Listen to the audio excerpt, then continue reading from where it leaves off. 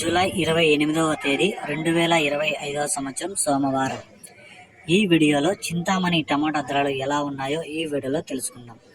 ఇక చింతామణి ధరలు చూసుకుంటే నిన్నటికంటే ఈరోజు అయితే ధర అయితే బాగానే పెరిగింది. ఇక్కడ 14 కేజీల బాక్సులు మాత్రమే ఉంటాయి.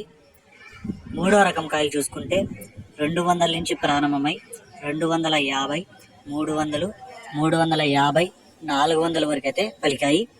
ఇక రెండో రకం కాయలు చూసుకుంటే 450 రూపాయల నుంచి ప్రారంభమై 500, 550 రూపాయల వరకు అయితే పలికాయి.